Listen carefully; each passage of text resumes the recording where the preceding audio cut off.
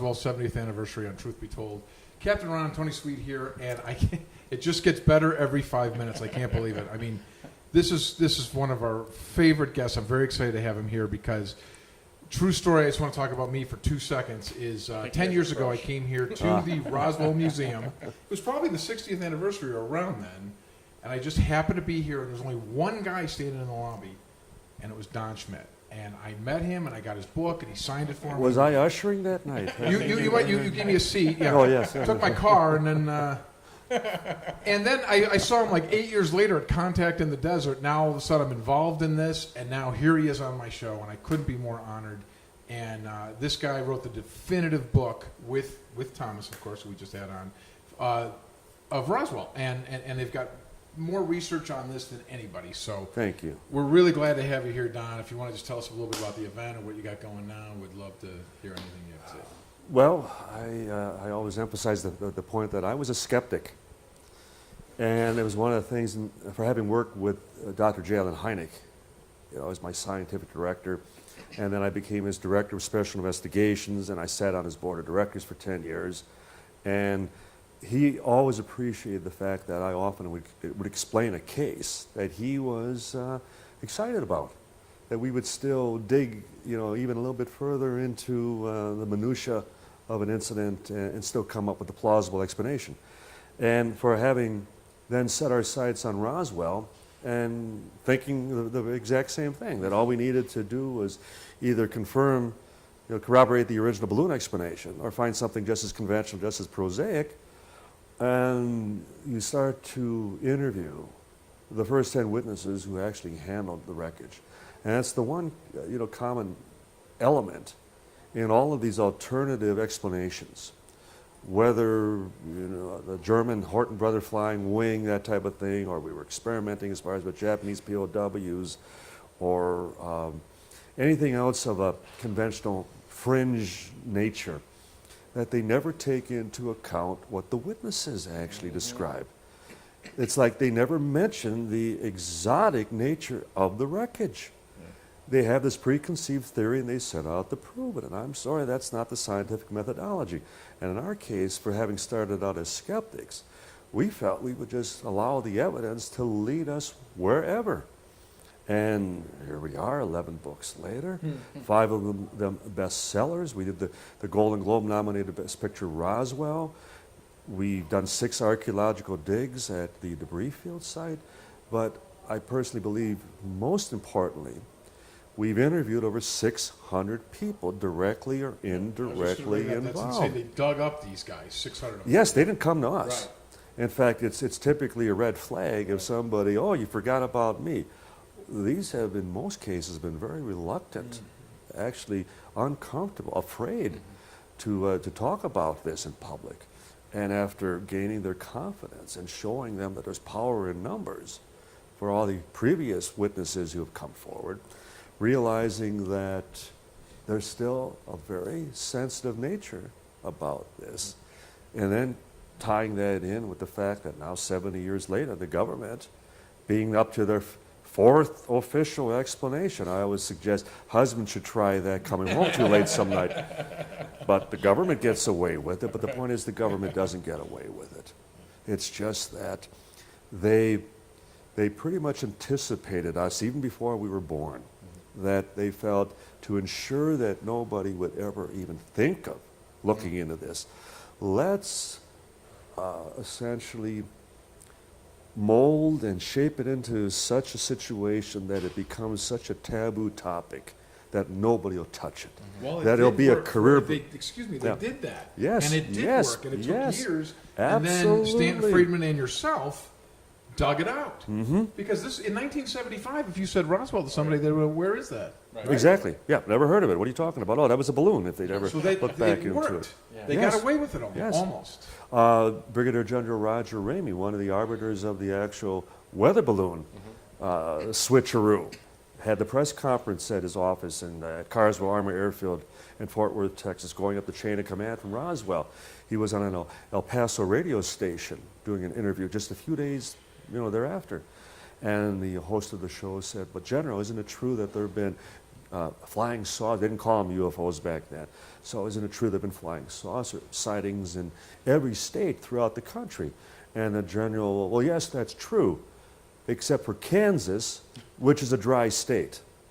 So, so the very arbiter of the cover-up, one of the cover, also was the original creator of the ridicule factor. Yeah. That's where it started.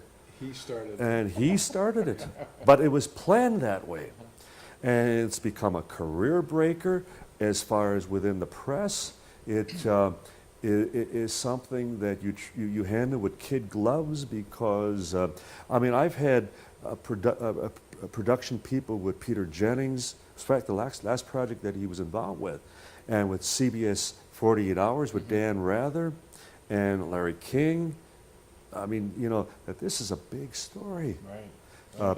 But they can't touch it. They say, but we can't touch it. Still, doesn't it frustrate you? Because I still run up against that in my little world, that these people just, they dismiss it as They roll nonsense. over. They roll over and say, fine, freedom of the press, except on every issue except this one. Isn't it ridiculous? But then thinking back, look at how they did violate the First Amendment rights of the press, of the civilian witnesses.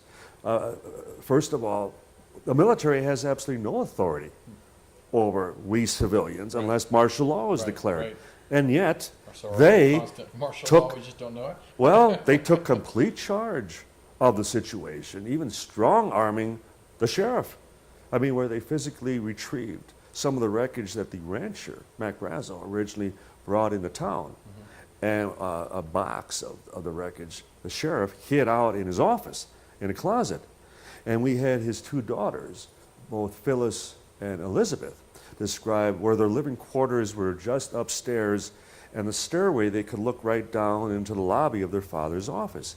And within a day or two after the balloon press conference, they hear this loud roar of vehicles surrounding the courthouse, and having no idea as teenage girls at that time, and they come out from their house quarters, and they see the MPs come storming in, even through the cafeteria, and where's the sheriff? Where's the sheriff? And they watch as he steps out from his office, and they grab him, and to hear his daughters describe how they take his arm up behind his back, and they shove his head up against the wall. And he's the one who could have gone on to the very base proper and arrested the base commander and taken him away in handcuffs if the case should have warranted. But they took such extreme measures to silence the civilians, the law enforcement people involved, and then, as I was also mentioning, the press, the radio station like KGFL, receiving the phone calls from the FCC in Washington, threatening them with loss of their license if they ever talked about this again. You can't do that. I was going to ask you, when you said there's 600 witnesses and they were afraid, I was going to ask, who were they afraid of? Was it the military, the government, ridicule just of local, of other people? But how did you convince them to reveal it if they were that afraid? It took a lot of reassurance, a lot of coaching. I mean, God knows we failed on many accounts. I can tell you of people right now that I think back to, and it's like if I only had another chance. And then for the frustration of finally locating an individual, and they just passed away a year ago. Well, the worst, we had a couple within a few months. One was in a week, and the worst was the wife. We just returned from the funeral. And the finality, it's gone forever. And the thought, I can't tell you how often I've thought if we would have only started a year or two even earlier. And Stan is not an investigator. He loves doing archival research. He's a researcher. He's a researcher in that regard. And so he just did not spend a lot of time, actually. He would talk to somebody who would approach him, but the very art of actually tracking down and pursuing the whereabouts of an individual. I can only imagine how often I would then tell Stan or ask Stan, now we just found so-and-so who just passed away. You didn't by chance talk to them, and it's like, and no, gone forever. Again, Gone look forever. how close we were, right? We Yes. talked about Nixon earlier about how close before Watergate. they That were Nixon gonna almost released some do some tapes. tapes before with that. Well, even with Dr. Hynek, we had a situation, I was before my time, but with Gerald Ford, where Hynek were living in Evanston, Illinois, and he had a wonderful rapport with the Chicago media, TV and radio. And whenever they had something they wanted to run by him, but on two different occasions, I can relate how the like WGN, which is the superstation, you know, the cable station, they would contact him and that they just had a hot tip from Washington that there was going to be some announcement, and they wanted him on hand. And a cab would pick him up and take him downtown Chicago, and he would sit there. And the first one fell through. A few years after that, it happened with Jimmy Carter during his administration. And the same thing. Same thing. Wow. So this has been going on off and on for many years. And then after Dr. Hynek passed away, and Bud Hopkins was involved and a few others, and we were all told to get ready to come to Washington. Right. That there was again going to be some type of announcement. And we were informed by anonymous sources, a number of people, that we should not discuss this between ourselves, that we should plan on traveling separately, not together, and that we should take every precaution to, not, publicize, the fact that something may be going down. And I'll never forget Jerome Clark, who is one of the most prolific writers in the field. He wrote the UFO Encyclopedia and other such things, and wonderful, wonderful writer, dear friend. And I'll never forget Jerry calling me and saying, "Don, I just need to talk to you about this. I know we can't talk about it, but he says it's scaring me to death." Mm-hmm. And he said it's like we've been chasing this elusive phantom all these years. So frustrating. And Close, yeah. And it's all of a sudden, I says, "Yeah, I know what you mean." It's all of a sudden like it finally stops and turns and looks us right in the eye, and we don't like what we're seeing. And I, for one, it's not a case of even theorizing what we're dealing with. What's the nature of the phenomenon? Where is it from? What's its objective, its purpose? I still maintain it's a cover-up of ignorance, that after all these years, we still don't know from why, from where, from who. So there really is nothing to disclose in that regard. But it's still just completing the mission.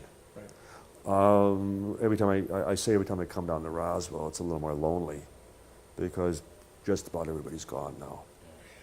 Last December, I came down for another funeral of one of our witnesses, a dear close friend. I always referred to him as my Roswell dad because that's how he treated me. And I'm doing now. It's for them. Now it's for them. It's where you guys weren't able to Right. see this through. Here's one of the interesting things I want to say about Roswell. Now, of all the cases, oftentimes you'll have a case, there'll be three people that saw something go over in the sky or whatever. We talked about it earlier. This case has the body, so that makes it unique. In addition to that, and it really, I've thought about this before, but it's really showing itself here. In the Roswell case, we have so many specific little things that add credibility to the case. It's not just like, well, Tony says he saw this. Right, It is. right. You guys, particularly, you've had 600 interviews. We're talking about, we know the funeral director about the body. There's guys here that have taken photographs, blown them up, and now we can read Yeah. the piece of paper The that he was telex holding in his that hand. General Ramey's holding. Yeah. The General Remy letter, we can read that letter, and that evidence supports what we're talking about. Everything points to the right direction. Precisely. Yeah. Nothing has ever, if anything, I mean, we've been diverted, we've been distracted. There have been phony pictures and slides and Sure. documents, that type of thing. But it's not where it ever steers us into a whole new, as far as line of reasoning and Right. thinking regarding the incident. It's a case of where, okay, who keeps trying to divert us? And for what purpose? It's not as though we had a disinformation agent, as it turns out. I mean, who was flashing all types of documents and things to try to convince us that he was the storekeeper. He was essentially left behind to watch things, latch on to us, so to speak. I wouldn't talk to him for a month, and he would call up, "What's new, Don? Who you been talking to?" Like he was always reporting back to somebody. And then when we exposed him, we started to realize that it's not where they can shut us down, but they can slow us down. And the You're wasting same, time with this we're wasting our time. We're wasting resources, and it's just like coming out with all the alternative explanations. It's to run out the clock Is it just trying to until expand- the yeah, last exactly. witness passed on, and it becomes cover-up complete. You know, we've won the ball game, and that's also a very frustrating aspect of this. Not only the race with the Undertaker, which, I mean, we're on the 1 yard line and we're within the 2-minute warning right now, but that they think they've gotten away with it. And we still have the families, no doubt. We're working on things like we're demonstrating that Operation Paperclip with the Nazi scientist was involved with this. Not as part of any test or experiment, but that they were brought in, that they brought in paperclip scientists to look at the wreckage. Like, have you ever Why seen would they do that for a weather balloon, Exactly, Don? exactly. Like I said to Thomas, you don't drive down the 405 in a white Bronco if you didn't do anything wrong. Exactly, Love that. You don't. exactly. So we also talked about exactly. this. Why not take this to court?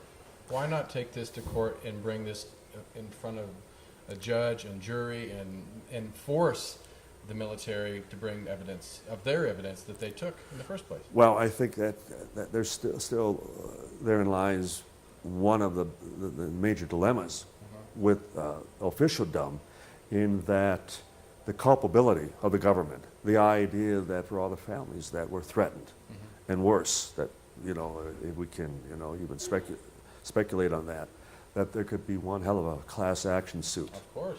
regarding all this. Again, over a weather balloon? Yeah, You were right. threatening to kill children over a weather balloon? And so, yeah, we had a major law firm in Washington actually come into Roswell and speak to a number of the witnesses and try to crack them, try to break them, all with the hope that we maybe would have our day in court.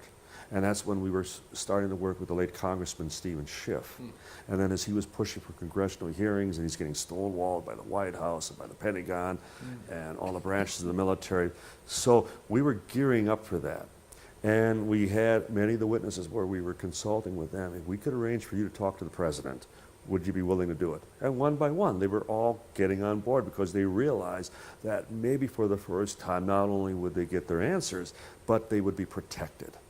That they would, you all be able to speak out, you know, uniformly, jointly about this issue, and not feel as though there was going to be any government reprisal. And we just kept getting shut down. I mean, a Schiff, for example, last time I had met with him, he was running for re-election. And this was after they came out with the Project Vogel report in September of 1994, and then the anthropomorphic crash dummies in May of 1997. And even to digress for a moment with Project Vogel, and I was thinking immediately when the press report came out that, well, there goes our relationship with Congressman Schiff. And I called him up at his office in Washington, and I was just elated when he said, "Don, they're a bunch of goddamn liars." And so it was like, okay, you know. And so then the plan was that he was going to get reelected, and we were going to hit it all over it. Well, even during the course of the election, he developed that skin cancer, starting behind his ear and then coming around his neck, and within 6 months. He was only 51 years old. That's another investigation. I was going to say that's kind of suspicious. We have a bunch of those that, that's another thing that I intend to look into. But just like that, it was over. It sends the message, whether, you know, nefarious or not, but nonetheless, we're back to square one. Don, I'd love to ask you this, because I mean, you've already told me firsthand, but I'd love you to share with us. I think one of the other strongest components to the Roswell thing is all these different deathbed confessions. I say it time and time again how I think to be compelled to write this and leave it in a safe till after you die, and or we heard Jesse Marcel this morning talking about it, that you would say to your granddaughter on your deathbed, you share this information with her. That's very strong and compelling for me to read about. You've had the opportunity to see some of these things firsthand, Yes. almost, and read them. Could you share with us how compelling that was to you Well- firsthand? Well, first of all, I mean, they're admissible Yeah. in a court of law. There's your trial situation. The idea that we have to date over 24 deathbeds. And invariably, 25 people. yeah, invariably, they're all describing the same thing. They're all talking about the little men, the little bodies. And as one of the personnel at Roswell jokingly said to Phil Jones at CBS 48 Hours, they sure weren't from Texas. That's right. So they knew what they were dealing Right, with. they're There not was no joking question, about this. no It's- question. And so I went back, for example, and Melvin Brown was one of the MPs. He was with K Squad. Every man and woman who was out at the base back in 1947 had a top security clearance. You could be the short order cook as far as in the kitchen, and you had a top security clearance. And initially, when we were starting our own independent investigation, we were going after entire units, entire squadrons. And in the case of the MPs, we were going after the 1395th. And going after all the MPs, expecting that they were all involved. Well, then we discovered that, no, they were piecemealing. They were pulling a man from this unit, a man from that unit, another one from that one. K-Squad, Melvin Brown. And then there were other teams that came in. And the point being that after all the dust clears, you have nobody else to talk to. You go back to your barracks that night, nobody, you know. By design. Yeah, right? exactly. Right, It was yeah. ingenious. Yeah. And so with Brown, and we had a colleague that went over to England and was able to talk to his daughter, his two daughters, and his wife. And the one daughter was very outspoken, and she talked about on his deathbed, he kept it wasn't any damn weather balloon, you know. And he talked about what had happened when he was posted behind the ambulance truck, and told to keep his eyes forward. And the first chance he got, he lifted up the tarp, and there were two of the bodies, that type of thing. Right, But right. I went back, and I watched in its entirety the commentary of his wife. And I'm watching as she starts to become emotional, and then she starts to wipe away tears. And she describes how we had said our goodbyes, and we were holding hands, and all at once he said to me, "Dear, I need you to know that I've always been faithful to you." And then he goes on to tell her about Roswell. The point being, he equated that Right. with his faithfulness. So in other words, you know, these are my final statements. This is what, you know, I'm leaving you. Right. And I was in 1985. So in other words, almost 40 years after, this is still, you know, the zenith of, you know, his life experience. And he's lucid, that- clearly. And totally lucid and clear. And the point being that he equated that as being one of the highlights One of of these, to me, is compelling enough. Yes. Because yes. somebody's not doing that. They're not joking about Well, that. they're not doing You don't it look for at all. your That's why wife's they're face admissible. on your Precisely. deathbed and just say, I'm Precisely. going to give her a zinger here at the end. Right. Nobody, even my sick mind wouldn't do Exactly. that That's right why now. they're called deathbed confessions. Oh. That's why people, you know, as far as within, you know, who are incarcerated, you know, and before in death row, and you know, they'll have a member of the clergy come in and try to get one final pronouncement from you, and it's just by our own, you know, determination within the judicial system that people do not lie when they know they're dying. Okay, so here we are. We've talked about the 600 different witnesses, the deathbed confessions, all this compelling evidence. So somebody like me reads all that evidence and feels pretty convinced that this probably happened. I don't know the exact why they're here or who they're here, whatever, but I think they're crashed. This happened. Yes. I have a trouble in my personal life running into people that either dismiss this or run it away. Do you think we're gaining ground? Is it getting better? Or are we losing that fight? Well, this museum certainly is a testimony to the fact that we're only increasing in attendance. Last year was our biggest year yet, almost 250,000 people. This year, already at this time last year, we're 8,000 people above our biggest year last year. There are still movies and specials and documentaries Do you in think the they're works. coming out to believe this, or do you think they just like I have people that are fans of sci-fi and they just put it in that category. They don't necessarily believe Roswell happened, but they like the alien story or whatever. Sure, What do you think, of course. What do you think Well, and Roswell has certainly become a household word. Sure. I mean, I've spoken, I'm now invited to Australia, I've spoken in Japan, in South America, throughout Europe, and Mexico and Canada certainly. I've been told very often that you're thought of very fondly in this country or that country because of Roswell. It certainly has become synonymous with That not feels only good to hear that. cover-up, but also UFO crash. Correct. Not balloon. Right. I don't get that. I don't hear that from anybody. So you think it's But getting stronger? I believe it's getting stronger, and especially again with the whole attitude towards the government right now. So let them keep, standing, on the position that this was something, of a balloon nature with wooden crash dummies. Ridiculous. But here, after all this time, that, as I was talking earlier, that people would try to dismiss this as just being passé. But every time we do something new on Roswell, the ratings, the viewership, the attention continues to only increase. Last time there was any discussion about Roswell on ABC Nightline, and they did the call-in phone survey, which they reported the next night. 87% of Americans believe Roswell is being covered up. Wow. Last time President Clinton was on Jimmy Kimmel, this is what they talked about. And he lamenting the fact that I had 8 years in the Oval Office and I couldn't get the truth about Roswell.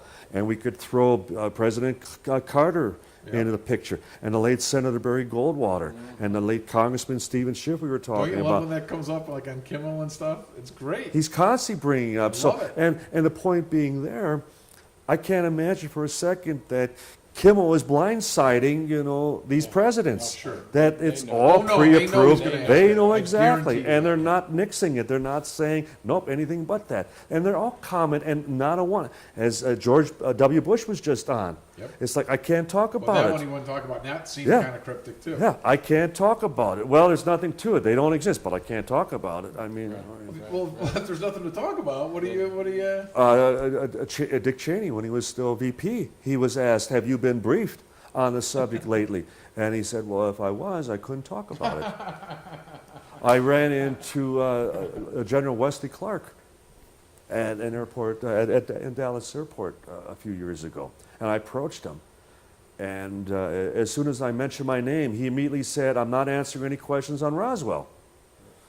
So And There's then, nothing to talk about. He knew. Why would you drive down the 405? so then I told him this whole story about, well, I just want to mention, an interesting anecdote, that Roswell was mentioned in Ken Starr's report. And he kind of looked at me, puzzled, and I said, well, yes, in fact, when the grand jury subpoenaed that book that Monica gave him as a Christmas present, when they retrieved it from his private study, they found it sandwiched between a book on Winston Churchill and a copy of our first book, UFO at Roswell, UFO Crash at Roswell, autographed to the president. And it's in his private study. And so the point being that, even the presidents are trying to come up to speed on that, not through their own official sources, but even through us if they can't get the answers. I love So that. then Clark, he says, well, I have another call coming. So I thank him. I start to turn, and all of a sudden I hear him say, if there would have been any answers, certainly they would have told him while he was in the White House. If there would have been any answers. So there we come back to, again, cover up of ignorance. They can't, still after all this time. A Peabody screenwriter, Tracy Torme. I know Tracy Torrey. Wonderful friend. I've known Tracy for 30 years, and I think he uses one of the best analogies. If you could take something as simple as a toaster, Yeah. teleport it back in time, send it back to the Middle Ages, and they might be able to take it apart and put it back together again. But if you can't plug it in, you can never get it to work. Yeah. So after all these years, they still can't find the on button. That the technology, they can't bridge it. It's such a quantum leap that after all this time, so if there were any answers, they would have told him while he was in the White House. If there were any answers. So. I do think that these things are moving, and I think things like ancient astronauts, or ancient Ancient aliens, aliens, yeah. that's getting some good With Von success. Donegan and Giorgio, yep. Yeah, they're doing a great job. That brings attention, and it sheds a light back. Absolutely. I think it really boosted. Gentlemen, it comes down to this. Yeah. If any one of them are finally able to conclusively establish and prove that we're not alone, that we're being visited, we all win. Yeah. Right, We all win. Yeah. right, and it's not like, believe it or not, it's not like this is over. these guys are still in the studies, researching. You got another book coming out. Another book that just came out. New with information. I should know. Cover Up at Roswell, which deals as far as with the suppression of the media, and then the witnesses and the politicians, even up to contemporary times. And then the next book will be the coffee table, the pictorial, the chronology. Yeah, it's coming So out we in a just couple finished months, a couple months, right? Yeah. So, That'll be great. that'll be the 12th book. See, there's still new information, and we're so Give us glad a that you baker's guys Yes. take yes. the time to do all this research, and we're chasing these people down. And it's just amazing the work you've done, and it's changed all this town, everybody's life. All of us that are interested in You this created really our are show. You appreciated. created all Right. thousands of shows Wow. like ours. Yes. 'Cause it wouldn't be for It's you true. guys. I'm flattered. It's Thank true. you. It's really an honor to have you here. We really appreciate it. We're having a great time here at 70th anniversary of Roswell. Can't even speak anymore. See, he's getting choked up. I know. I am. It's that good. He cries every year. We're here at Roswell 70th anniversary. Don Schmitt with us. Thanks so much for all your work, Don. It's Oh, it was really my pleasure. fantastic. Truly, Really I appreciate enjoyed you it. It coming was a great interview. Thank you. on.